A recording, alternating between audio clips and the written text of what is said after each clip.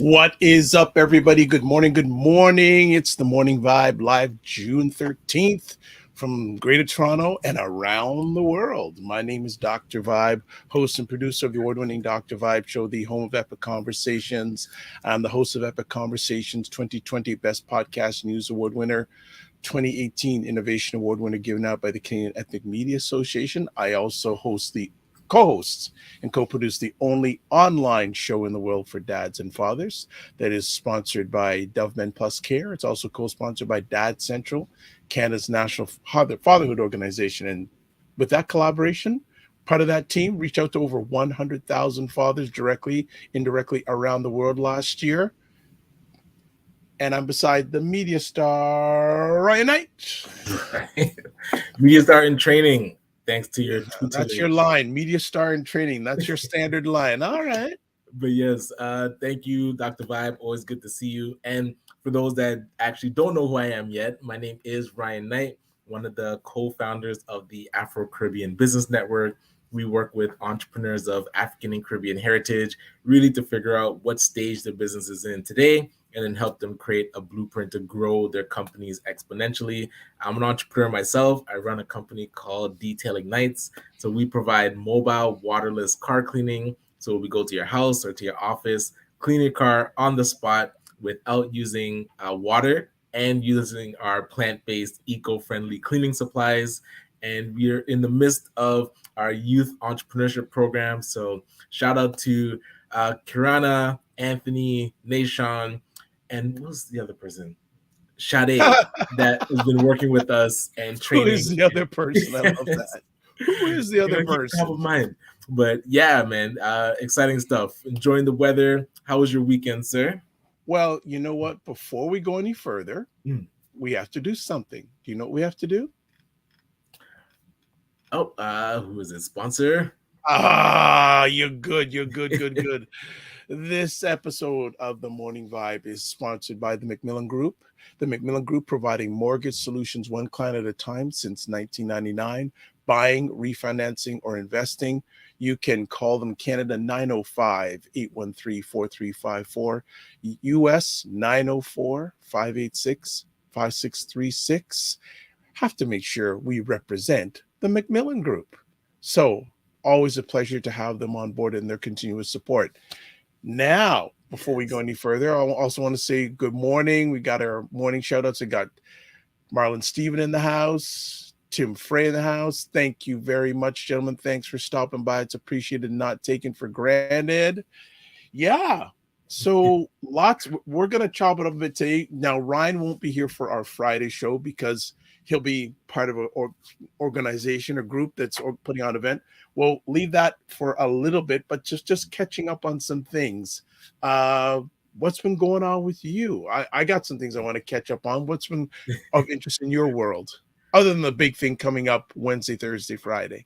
Yeah, I feel like that's been engulfing my life, but was able to pause and take some time. Yesterday, my son had his birthday party, so we got to go to gymnastics forum. So I don't know if anybody's been to the Paramount Fine Foods Center, which used to be the Hershey Center, I believe. Yeah, that's in Mississauga. So apparently that's where our Canadian gymnasts Olympians train. So they also do birthday parties, which was great because my son is doing front rolls and attempting backflips in the house. So we had to Oh, get him into a safe environment to let out that energy. So yes, it was fun wonderful. times. I think the cousins and friends had fun. So yeah, it was good to just relax for a bit. Nice, nice, nice. And I'm glad you got some family time because you're I know you're trying to be like City Pulse, you're trying to be everywhere. So that's all right. No problem. Uh in my world, a lot of different things, moving things going on. I'll start off with this. I actually had an incredible conversation last week on the Dr. Vibe show. Was it last Tuesday? And I guess in celebration of Father's Day that's coming up, I had three black gentlemen Mm, from the same lineage on the show. So I had Dr. Sid McNary, mm. then his son Sid McNary the fourth, and then I Ah, had Sid McNary the fourth's son on. So three black men, same lineage, same family on at the same time. whoa, that's amazing. I love it. I That was a first of anything that I've ever done online. I think I have been in environments where like face to face had that lineage, but have it live, and it's a powerful conversation. Replay will be out sometime this week, and I'm debating whether to do a replay of it on Black Canada Talking coming up this Sunday in celebration of Father's Day. Yeah, and I was gonna ask, is Dove Men Care like doing anything for Father's Day specific for Uh, yourself? yeah, yes. Uh, I can't get too much detail, but just say something is happening on Friday. okay, hey, Actually, congrats. well, I think there's some stuff social media wise leading up to Friday. Friday's a big thing that's launching on Friday. And actually, in celebration of Father's Day, myself and another gentleman were actually being interviewed on CTV News Channel on Saturday at Excellent. 3 p.m. in regards to Father's Day, fatherhood, and a collaboration with Dove Men Plus Care. That's a Mm, proper way, Dove Men Plus Care. yes. That's happening. Well, actually, I've been involved with it now. This is going to be the third or fourth year, but we're taking up a notch. There's Elmer Lagasse, if people know that name. We're kicking it up a notch this year. So the collaboration has gone to another level, higher level, and it's the only collaboration of its type that Dove Men Plus Care has in the world that I'm involved in. Okay, no, I love it. So yeah, so that's going to be Saturday at 3 p.m. Beeline. Then that's and a big launch this Friday in regards to my involvement, some others' involvement with Dove Men Plus Care. Again, unique collaboration in the world, and we're gonna probably just go for maximum an hour today because I actually have to do a pre-recorded chat today with Jack Armstrong. And for people who follow the Toronto Raptors, he does color commentating on Hello. Raptors broadcast. Yeah, you got it. You got it. You got it. And interesting about Jack, Jack Yes. has three adopted black sons. Okay. You see that? So we're going to be having a conversation around fatherhood and especially that aspect because that's not something we don't encounter that often. And it's not a foster thing, it's parenting, direct parenting thing. Gotcha. Yeah, that conversation. And is there a set airing date for that one? Or We haven't decided yet, but we'll certainly will keep people up to date on this platform when that conversation is coming out live. We've had a conversation before with him and Donovan Bennett from okay. Sportsnet, where Yeah. they were on together talking about father, and it was a blast. And the wonderful thing about Jack is what you see live is what he is off camera. Right. It's Like not he's it's not excited, a but he's a character. really polite, sincere guy to the point. Like I had a conversation with him. We did recorded something about a year and a half ago, and Dr. Vibe, I'm not afraid to ask. And Yes, I asked yes. him, "Would you give me a testimonial?" Said, "No problem." So, Excellent. Yeah, like yeah. meet the gentleman once and bang. So yeah, up Friday is upcoming some big stuff, and I will be able to announce it when we do the Friday morning vibe, which you won't be at. So, and also yesterday interview, I had Farley Flex on Black Canada Talking. Okay. Yes. Yes. Farley Which was on direction did fire. that conversation go into? Oh, hey, he wanted to talk the state of Black Canada, and he broke it down in Yes. areas of education, parenting, and relationships. And he really broke it down. So that was cool. So if you go on the Dr. Vibe YouTube page, if you haven't subscribed, you should. Or yeah, the YouTube page, the replay is there. All right. I'm making a note of that. Got to check that So replay. that was really, really good. So online been quite positive, productive, and then I'm chatting too much today. Usually it's Ryan that's got everything going on. Had a great time Saturday afternoon. Took my dad to, I guess, a little bit of a reunion from of his some of the high school students from his school in Cornwall College in Jamaica, Montego Bay. He went there and they had a reunion. And it was a great time. I was just sitting there, just soaking in all the stories and catching history and knowledge. But the interesting thing is, and they're located. Well, you live in the Northwest Territories. There, it was around. Oh, what was the name of? I can't remember. It was up Dixon, or is it Dixie? Well, Airport Road turns into Dixon. Maybe but it's Dixie's Dixon. like in Brampton. Yeah, Dixon and Meadowvale. There's those two streets cross. See, I stepped my passport. I can't remember exactly. Yeah, but it was up in that. And the wild thing is that around the corner from this event, there was a mosque, and across from the mosque there was this park, and there was a huge East Indian celebration going on there. I mean, massive, right across the street from the mosque, and go, wow, like that was. Yes, Tim Frey says, yes, old boys are coming. The Cornwall College Old Boys. Yes, my dad is one of the founding members of the Cornwall College Old Boys Association of Canada. He is one of the founding members. Right, nice. So, yeah, and I just looked and going, wow, they have their building, and right across the street from the building, they just took over a park. And I go, impressive. And that actually brings up an interesting conversation around Caravana being back into full swing, because these massive hundreds, thousands people events, are we ready for that? Because Caravana, I think they bring 1 million, they would say, like they've gotten up to 1 million people in one place.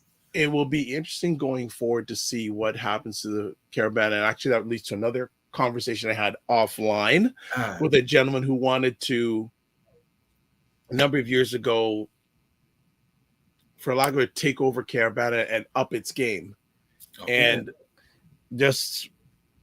I've known this gentleman for a long time, and I'm telling you, it was just, and he had a great presentation, and the old guard said no, and he just said, just doing something here. Claus says, what's up, Claus? Here, I decided to put my name as a candidate for school board trustee at Kitchener-Waterloo, just to let you. Good stuff. Congrats. And we did have an election recently in Ontario, and and only like a little over 40% of registered voters showed up. I have an interesting question. I'd like to know the data. What percentage of registered Black Ontarian voters showed up? I'd be very curious.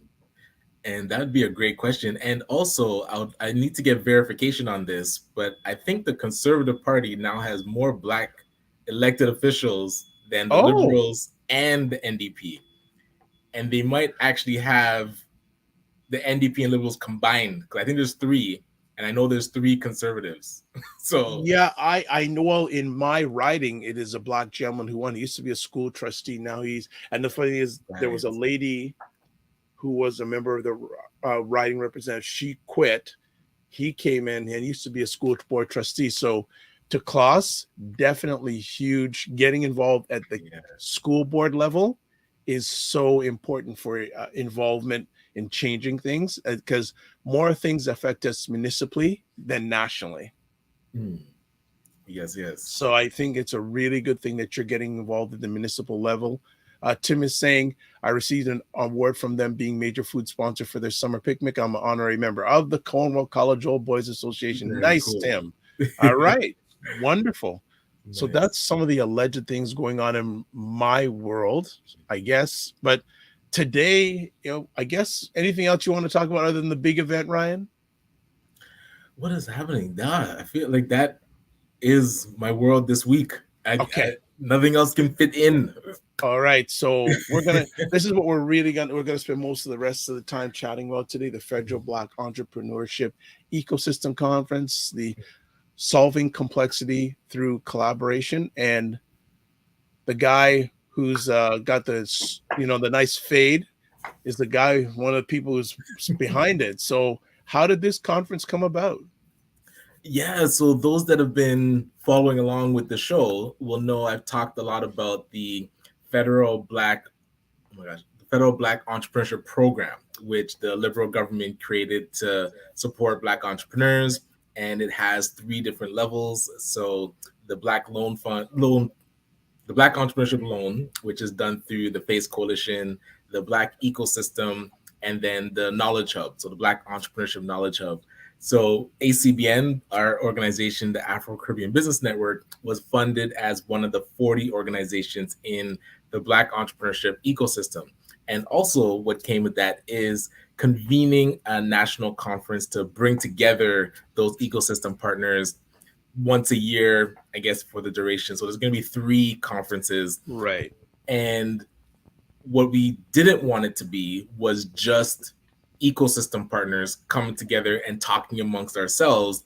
And you had to figure out how to expand it beyond just those that got funded to the broader ecosystem, because there's a lot of organizations that are supporting entrepreneurs, and also beyond just economics, we need to incorporate like the other themes of the Black community. So education, health, justice, social, political, and of course media. So we're trying to use this conference as a way to, one, increase communication amongst the ecosystem, so beyond just economics, but it is important for the the the partners to collaborate. Like, that to me should be the win of this funding and this entire project.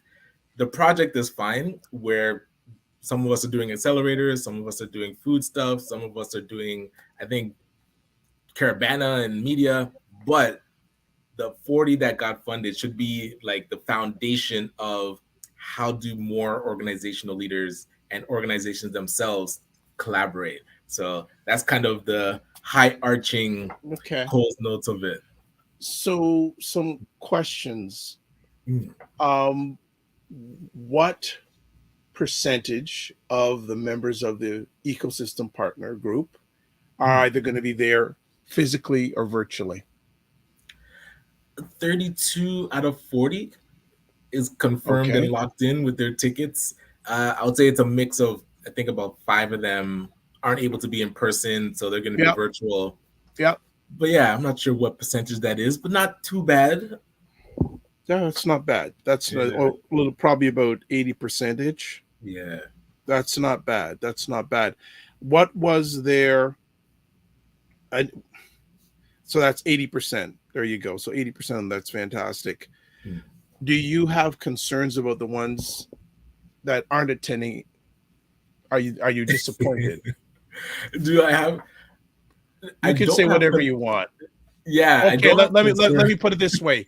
What reasons did they okay, let me break it down some more. Uh, Of the ones that aren't coming, what percentage of them didn't even respond?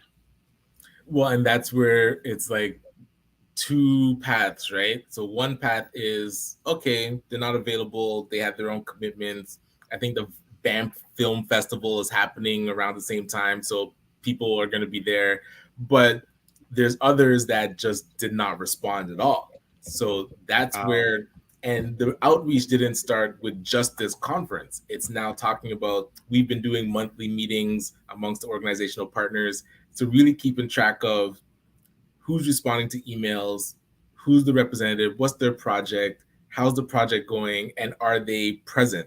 So five of those 40 really have just been like in their own, I would say, castle, doing their thing, and haven't really interacted. So that is a little concerning. We want to be able to get them to the table and talk and just understand what they're working on so that we can work together. But hey, people get busy. I won't hold it against them yet because Hold on. I want to interrupt you. yes. When when were they given the money? Oh How man. long ago? Approximate. September 2021. That's when our And project started. okay. Yeah, And yeah. they have made no effort to engage. Wow. They're just doing their thing. And that's where if they're executing their project and there's seamless, they're doing their thing, sure. And maybe they don't see the value in, or they don't make it a priority to collaborate and be part of this ecosystem. That's a conversation we have to figure out how to have. But hey, if they're executing their project, fine. But if the project isn't going well and the ecosystem could support them in what they're doing, it's a missed opportunity because now we have multiple organizations that are doing similar things across Canada that could be supporting and amplifying each other's projects. So I'm hoping it's a blip and we'll figure I out where they are. I won't ask for names live, but are there organizations that I'm familiar with that are in that group? No, I think the ones that they've responded. I mean, they're probably working on bigger projects. So, for example, the BBPA, they're working on, I would say, tens of $1 million projects, and the ecosystem is just one of them. So, they're probably not putting a high priority on the ecosystem because they already had big projects going on. But that to say, they are responding at least. There's other organizations that are just completely not responding. So that's where I want to I figure out would why. be just so curious if I could find out the names of those organizations and go to their websites because I wonder if any of those organizations are the same organizations that never responded to me when I invited them on this platform. I would not be I'm not surprised. saying, I'm just saying. Well, and Marlon's the government's website should have linked to their websites. But sorry, go ahead. So Marlon says they were given money September 2020, and many folks have been able to execute their projects for the most part. Is that true from your lens? Do you say most? Many. Many. I counted at least 10 that their projects are just kind of getting off the ground.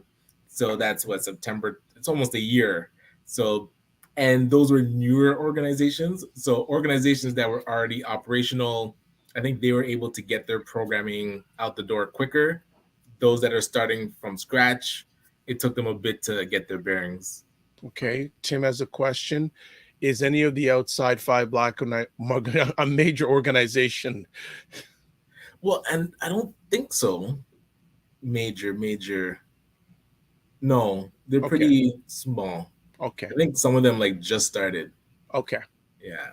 All right. No So none of the problem. major ones. All right. Cool. So what we're going to do is what we're going to do next. I think what we'll do is this. We are going to take a look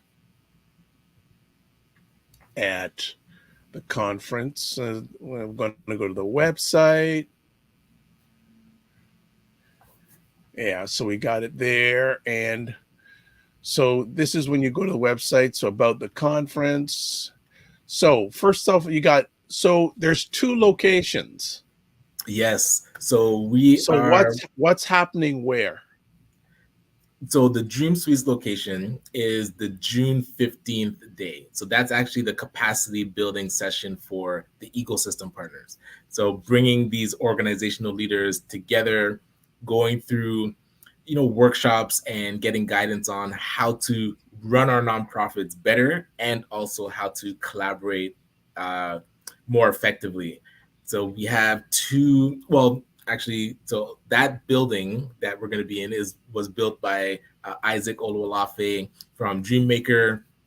So we're actually they're hosting us there, and Dream Legacy Foundation is part of the ecosystem, and they were also awarded the Knowledge Hub, so the Black Entrepreneurship Knowledge Hub in partnership with Carleton University. So that to me is a great time to kind of get caught up because a lot of the ecosystem doesn't really know how we connect into the Knowledge Hub. So being there is going to be good to learn about that. And we have two speakers from the US actually coming in. Professor Jessica Nemhart, who wrote the book Collective Courage, and also Brian Jenkins from Entrepreneurship that runs social enterprises in the US and teaches other nonprofits how to be sustainable, especially economic focused nonprofits. Okay. All right. So let's go scroll further down here. So topics of Oh, discussion. and sorry. So the second location Oh, is Sheridan College. So Sheridan, they're actually one of our partners with our ecosystem project.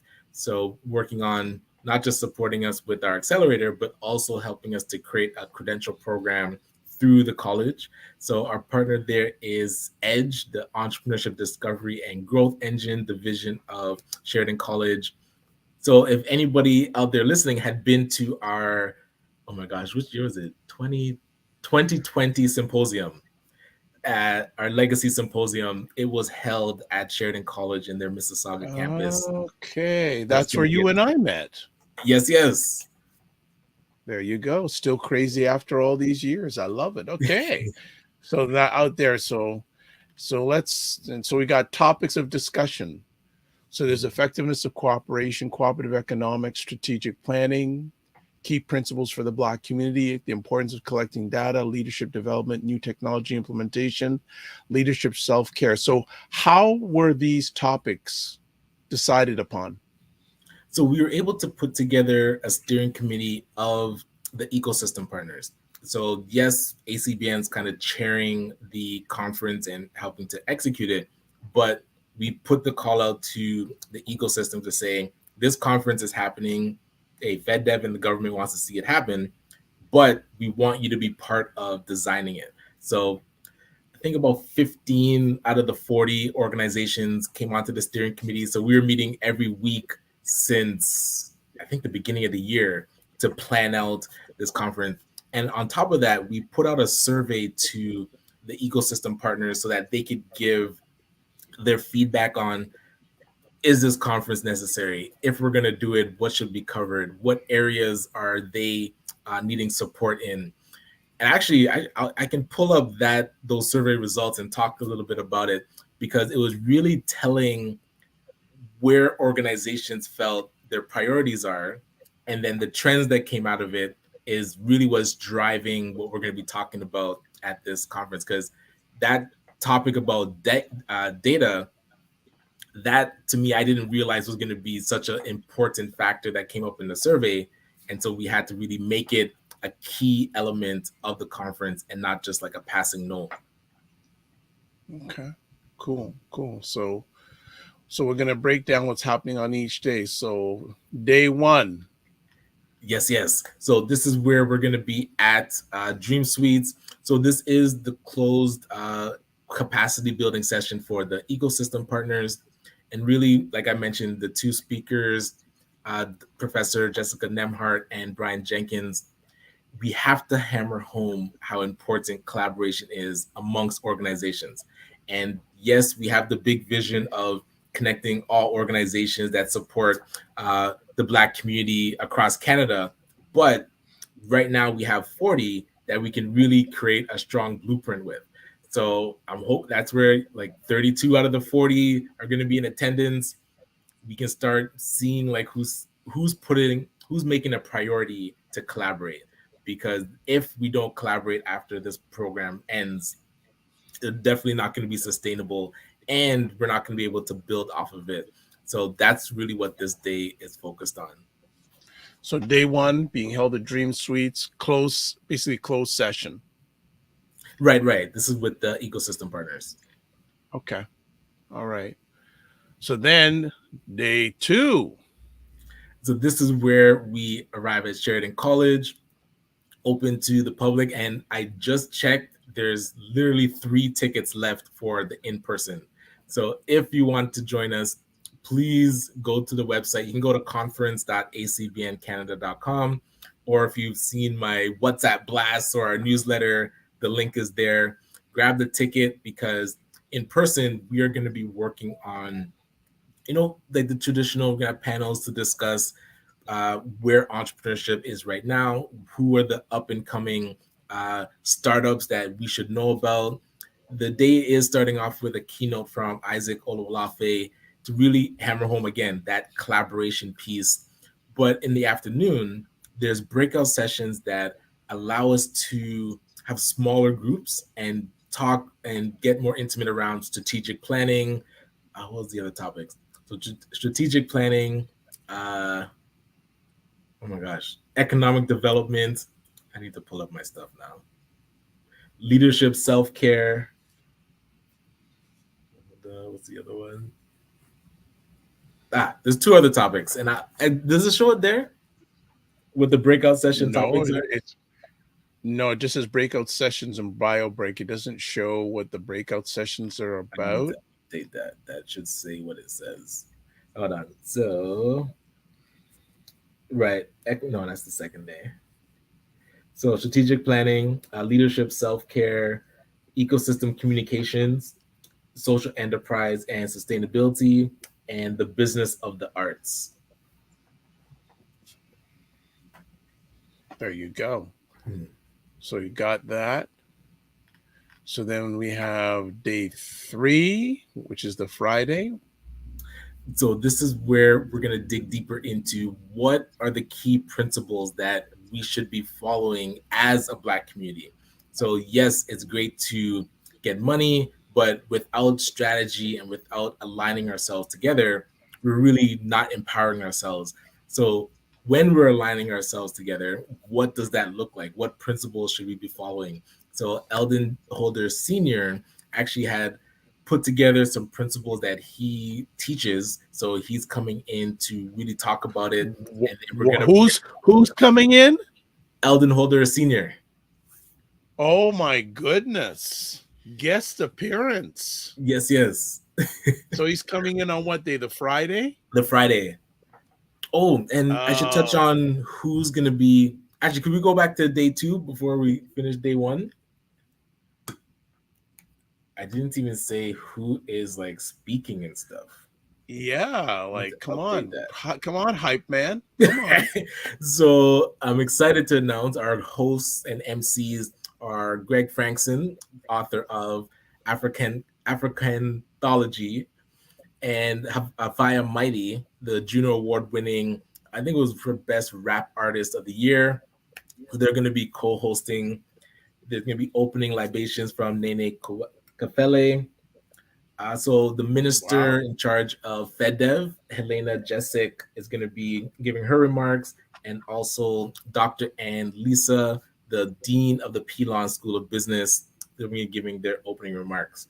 So I mentioned Isaac's doing the keynote, but our first panel after the keynote is Trailblazers of Entrepreneurship. So we're going to have Greg Wellington on the panel, Tiffany Callender. So sorry, Greg Wellington is from the Black Opportunity Fund.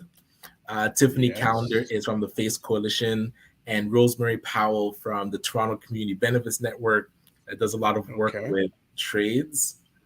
So let's see. And then the next panel would be the the up and coming, the future of entrepreneurship. So moderated by Michelle Meggie, who is the president of the Black Chamber of Commerce. Yes. Canadian Black Chamber of Commerce, yeah. Thank you. So Chloe Cheyenne will be on the panel. Chris Beth Cowie and Kofi Hope are going to be talking about. Oh, wow. Kofi Hope. Yes, yes. Yes, recently addition to his family, too. Very recent. And he's moved around some stuff for us, so I really appreciate that. Yes.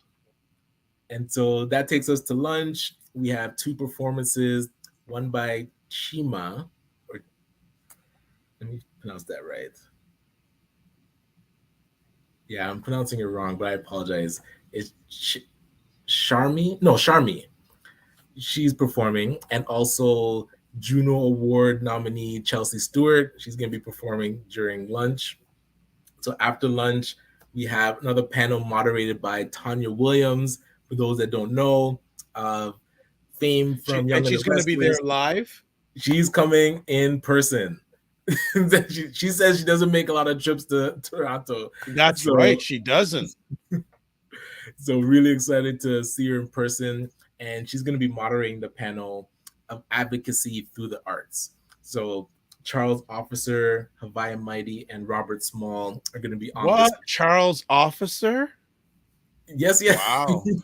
It's some guest appearances happening here. Right? Like the cameos. So really, because Tanya is big on us telling our own stories.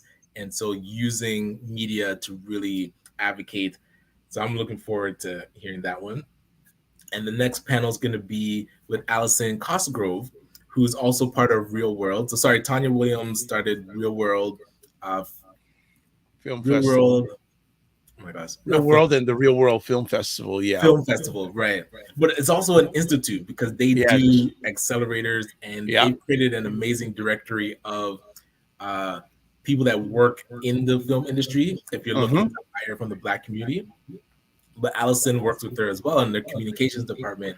So they are doing a panel, communication pitfalls, the do's and don'ts of There's some interesting questions coming up here, by the way. Okay, nice. So actually, day one's almost done, so I'll get to those questions. So confirmed panelists, we have Fenella Bruce, who runs, oh my gosh, content. Colonel K. Bruce Media, FKB Media. Yes, I've known Fenella for a long time, so she's very much involved in media, PR, etc. Yeah, and Samantha Kemp Jackson and Ricardo McCrae are going to be. Ricardo McCrae's going to be there. Yes. Wow. And that took some tugging because I know he used to do Who's Who in Black Canada and kind of stepped away from it to focus on other things. But Ricardo he's going to be in the building. Yes. Ricardo McCrae. Ooh, boy, interesting. All right. And what session is that one? So that's the panel discussion for communication pitfalls. Okay. Do's and don'ts of small business PR. And then so the last session are the breakouts. So that's where I was talking about the strategic planning, which is facilitated by Evelyn Myrie, who is the executive director of ACA, the Afro-Canadian Caribbean Association in Hamilton. Leadership self-care, that's facilitated by Alexandra McCalla. Ecosystem communications, facilitated by Christopher Trotman. Oh, wow. Good to see some of these people. Right, and the social enterprise and sustainability is going to be facilitated by Eldon Holder Jr., running a panel with myself, Renee Devereaux from Sheridan Edge, and Chris Beth Cowie talking about social enterprise. And closing out the business of the arts, facilitated by Farley Flex, with Trey Armstrong, Avaya Mighty, and Ian Andre Espinay. Oh gosh, wow! You got some serious people here. Some people I've known for a long time, but haven't seen for a long time, like Ricardo McCrae. Actually, yes. I mentored Ian when he was younger in an organization called Brother to Brother, which was an offshoot from Each One Teach One, which was started by Ebony Rowe, who now has been doing, what's the thing she's been running for years? Honey Jam for years and years and years. So Ian mentored Ian and known some people I have known for a long time. Trey Armstrong actually got it right. She's asking me for some mentorship with some stuff, so I've got to reach out to her. I've not seen her a New Day Dance Studio. Yes. Yeah. I have to put that on my digital notebook to reach. She sent me some stuff for some feedback. So that day is serious. Day one. That is like you're coming out flying. So what I'm going to do is I'm going to turn off this screen share for a moment. Now there's some comments here. There is a list with names and amounts given. We'll look up to you and send it later. Just join us today. I don't know what that means, Janet. Also, will Dr. Jessina Nebhar be talking with a group at large? She is phenomenal and is the expert on cooperatives. So we're trying to figure out a way to record her session because that is the Wednesday capacity building day, but she's not able to come in person. So because it's going to be zoomed in, we should be able to record. Be able to record. Okay. Marlon has some good questions. Which one of the panelists and trailblazers of entrepreneurs are existing or former successful entrepreneurs? Hey, great question, because they are, I would say, the leaders of organizations that support entrepreneurs. So when we're talking about, I'd say, they're trailblazing and supporting entrepreneurship, not the business builders themselves. But we should, that's why we led off the event with Isaac, because I would say he's one of the more successful entrepreneurs in our community, to really kick it off with a person that's built multiple businesses. You know Marlon's going to come back at you with that. You know that. Oh, You know yes. that. Okay. Yes. And then he has same question with Mhm. regards to up and comers panels. So all three. So I believe Chloe, who did I say? Was it Chloe? So Chris Beth and Kofi both built businesses, and Chloe Cheyenne. So yeah, all three of them are current entrepreneurs building businesses. Yes. Right. Marlon, I know you will have additional comments, so I'm looking forward to posting them. All Right. right. So why don't we go back and look at the second day Yes, yes. of the conference? So let me just put it up here. Let's go here. So we left off at day 2. Let's go to day 3.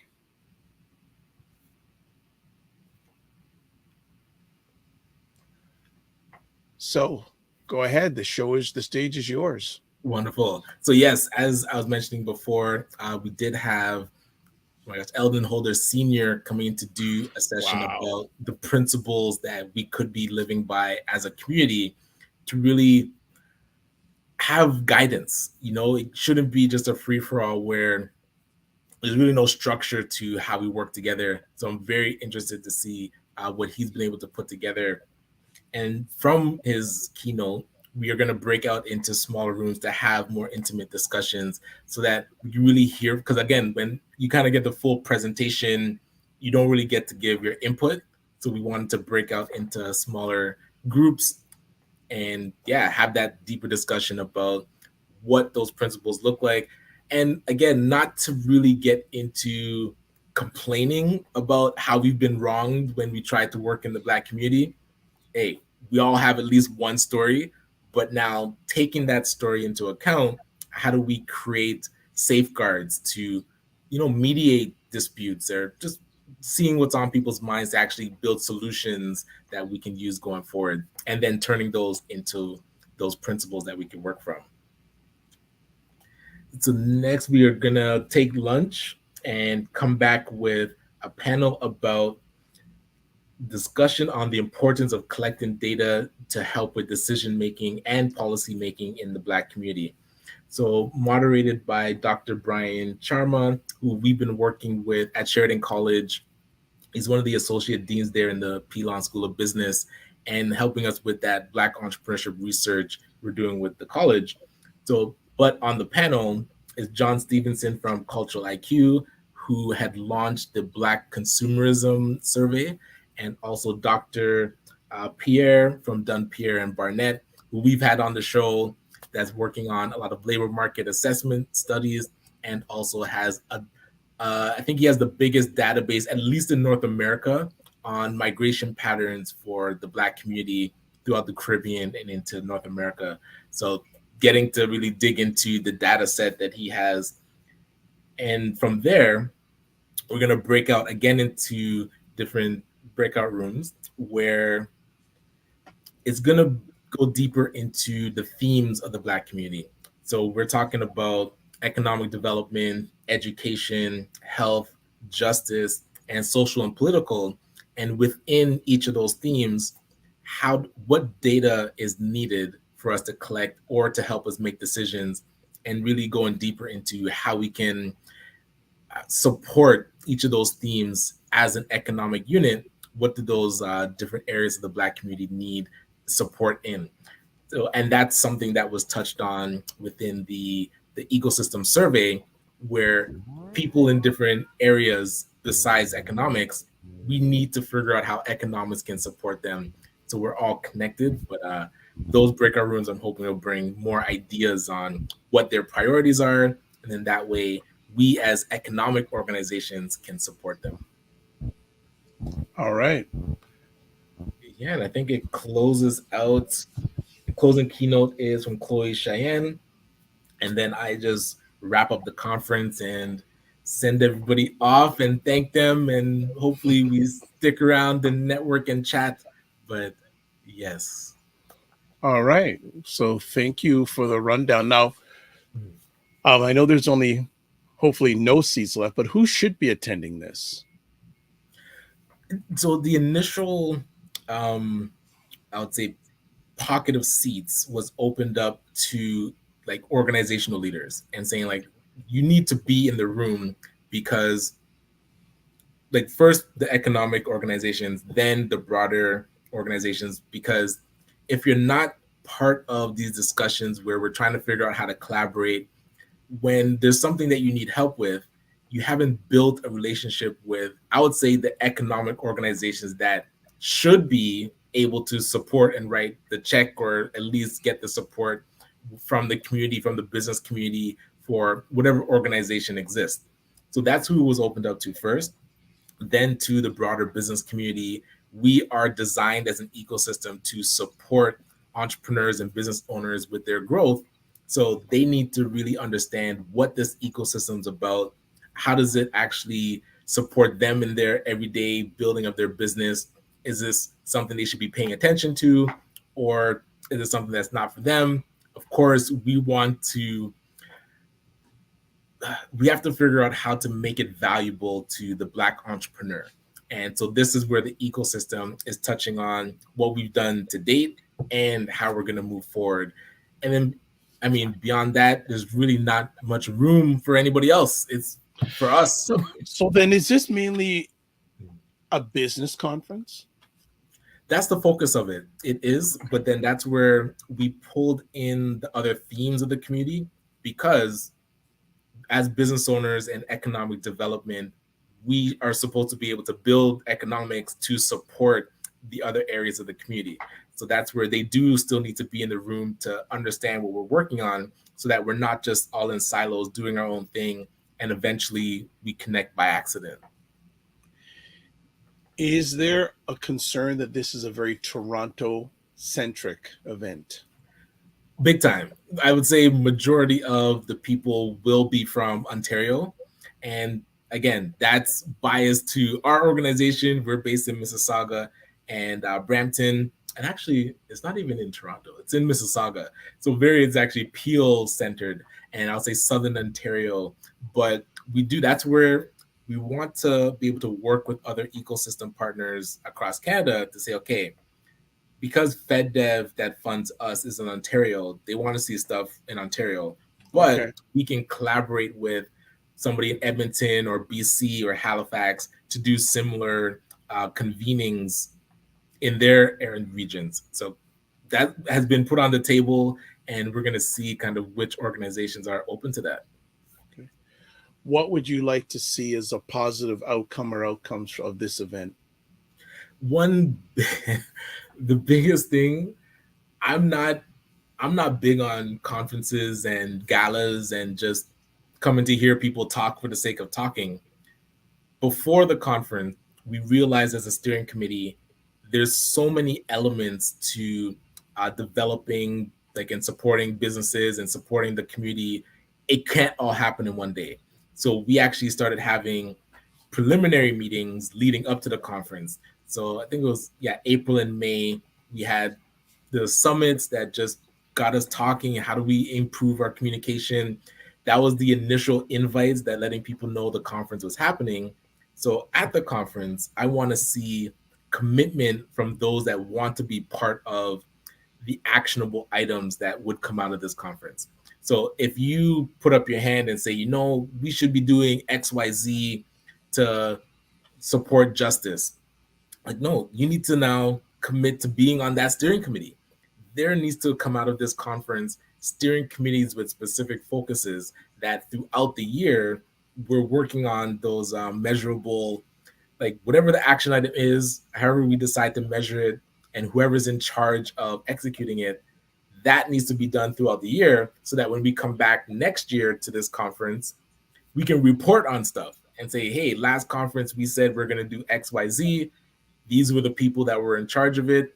And this is what happened. And how do we adjust? So if that could come out of this conference, I think it would be a win. All right.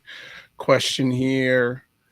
Should Black entrepreneurs attend the conference or more for the nonprofit Black business community? So that's where I was saying it's a mix. So definitely the nonprofits were invited, and just making sure, okay, if you're going to be there, especially those that are part of the ecosystem, but more importantly, so business owners, I don't think would have to be in person. Like they can tune in virtually, but getting to meet the organizations that are mandated to support your growth, to me, is very important. If there's 40 organizations, and let's say even if just 10 of them show up, those 10 hold resources that are supposed to help your business. So we shouldn't be shy about asking for help from organizations like myself that are saying like, oh yeah, we just got funded to support Black businesses and we're not answering our phone. Like that to me does not correlate. Like we have to be present, we have to be transparent, and we have to be at these events so that entrepreneurs can come and ask questions. And again, we can't fit everybody in the room, but we will be online so that, hey, if you can't take the full day to come out, and that's where it's more tricky for entrepreneurs, they can at least tune in and still get their questions asked. Will, outside of the day one, will day two and day three be recorded? So 2 and 3, yes. So that'll be recorded and live streamed as well. Okay. Anything else you want to share about it? Are you excited? I am. It's when you put on events, you get the anxiety about just hoping that the event is successful, and also that people get value because they're taking their time. And if you know me, any webinar I do or event that I do, I'm truly, I genuinely am humbled that people will show up. Just like even our audience for the morning vibe, it means a lot that a person would take time out of their day to come and hear what we're talking about. And if we're promising them value, that's what energizes me. And that's what says, okay, if we're going to put on this event, how do we give value to those that show up? So really just hoping to execute that, and beyond it, get to work. Like after this conference, I feel like that's you pause and reflect and you talk and you iron out some stuff, you create strategy, but then after this, it's back to work. Yeah, I'm speaking it that if people are serious, they're going to make a decision and take action. That's what it all gets 100%. down to. But I'm speaking that you'll have a good Wednesday, Thursday, and Friday. We won't see you on here till next Monday, so you'll be able to give us the aftermath.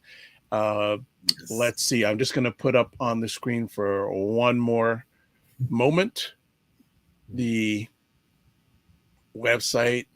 Let me put it up here. So let's close up that. Let's go back to the top. All right. So that's what you're looking for. Federal Black Entrepreneur Ecosystem Conference. I think it's the first of its kind, I believe. Am I correct? It's the first ever. Yes. So there's never been first ever. And yeah, if you want, you have a little bit of challenge here with the. There we go. It's coming into. It's working. It's working. So there's the website information. Let me just stop the screen share. Yeah, there's our information. So there's the information. Wednesday, Thursday, Friday. Probably tickets. If you get in quick, you may get a ticket, or you can get information from the link to watch it online. And that's it. So that's Ryan's rest of the week, folks. That's what you wanted to know about what he does. And let me see. Is there any tickets left?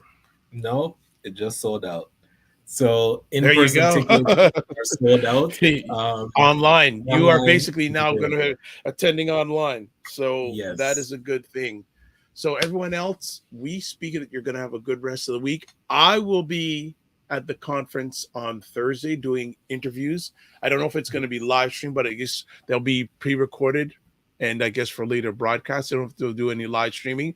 I have to go to all roads lead to Ryan Knight to find out about that. Friday, we are Yes. scheduled to have Louis Marsh back from Zero Gun Violence Movement.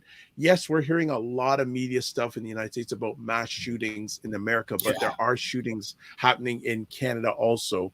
So we're going to get a Black Canadian lens from one of the people who knows best about gun violence in this country. So Louis March is scheduled to be with us on Friday.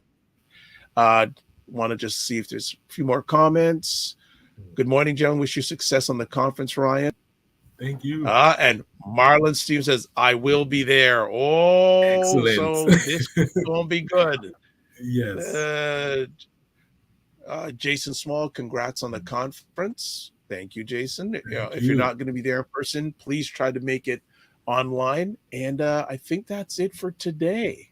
If you want to Sweet, catch sweet. replays of this, catch it on the Dr. Vibe Show, YouTube and Facebook, ACBN Network, Facebook and YouTube. Challenging with the Facebook right now because again, some back end issues with Facebook and other pages. But Ryan's YouTube page, subscribe wherever you're watching. Subscribe to wherever you're watching so you get notified on upcoming epic conversations. So as always, we close off with this: live your life as a dream. If you can dream it, you can make it. Sometimes you have to get small to get stronger. Block assumptions, then aim bigger, aim better, aim higher, aim wider. Love, faith, and respect. Remember to give yourselves grace and don't just manage your time, manage your energy. And I was watching one of my favorite shows, MasterChef Australia, last night, and Mm. one of the world renowned cooks, chefs was on, a gentleman named Marco Pierre White.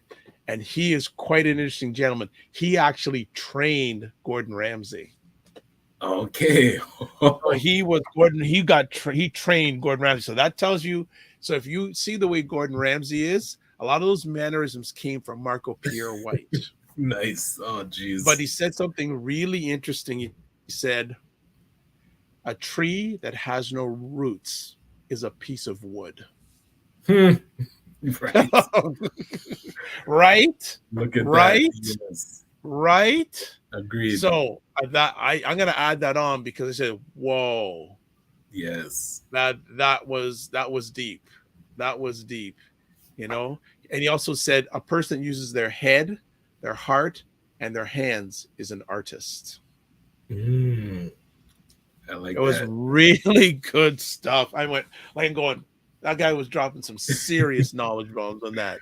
So everyone, we Love will it. see you on Friday. Have an outstanding week. If you're going to be there on Thursday, look forward to seeing you on Thursday. And be well. Keep the faith. God bless. Later.